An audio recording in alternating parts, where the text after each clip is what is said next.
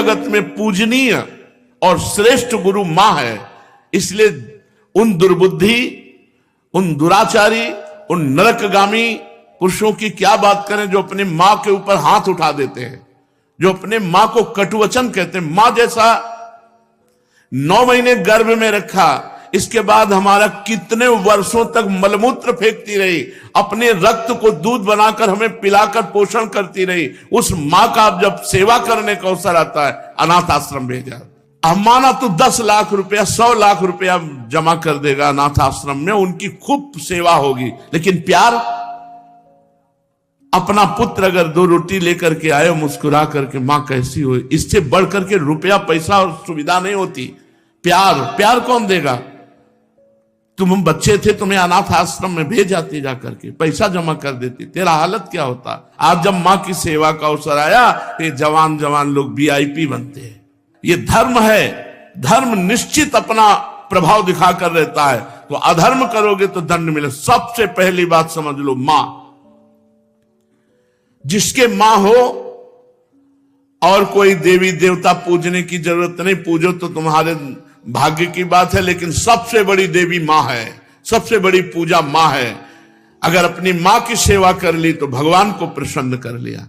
मान जाओ हमारी बात, जहां तक हमारी आवाज पहुंचती हो, अगर तुम्हारी मां हो तो चूकना मत। मां का आशीर्वाद ले लो, विश्व ब्रह्मांड में कभी परास्त नहीं होगे। मां महामहिम गुरु है। हां, अगर आप वृंदावन वास करते हो, अपनी मां को पास रखो। जैसी भी परिस्थिति हो, उस परिस्थिति से अपनी मां की सेवा करो, अपने पिता की सेवा करो। संन्यास लेने पर वो पिता सन्यासी बालक के साष्टांग दंडवत करेगा, लेकिन वो बालक अपनी मां को साष्टांग दंडवत करेगा। ये बहुत बड़ी महिमा मां की है। पूज्य बाबा कह रहे हैं, इसलिए मां को इस मनुष्य लोक में प्रथम देवता, प्रथम गुरु मानना चाहिए। मातृ देवो भव हमारा वेद कहता है, और पितृ देवो भव।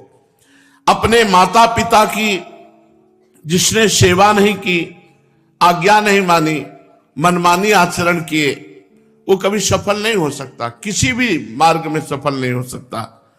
पूरा जीवन रुपया कमा करके अपने बेटे को बाबूजी बनाना चाहो, बेटे ने जब बूढ़ा अवस्था आई, पानी देने की अवस्था आई, तो घर से निकाल दिया।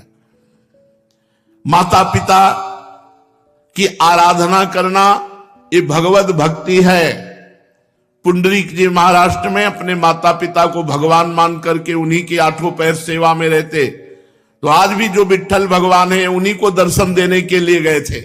एक ईंट डाल दी, उसी ईंट में खड़े हो गए। ऐसे आज भी खड़े हैं। ऐसे कहा, जब माता पिता की सेवा पूर्ण हो जाएगी तब महाराज आपके दर्शन करेंगे। माता पिता भगवान का स्वरूप है। ये आज जो वातावरण बदल रहा है, बहुत गुस्सा लगती है जब देखने को मिलता है कि जवान बहू और बेटा मिलकर के बूढ़ी मां को मार रहे हैं। वो बेचारी उठ नहीं सकती, वो हिल नहीं सकती। अंतिम समय तक या तो जलोगे ऐसी जगह जहां बचाने वाला कोई नहीं होगा, या सड़ोगे।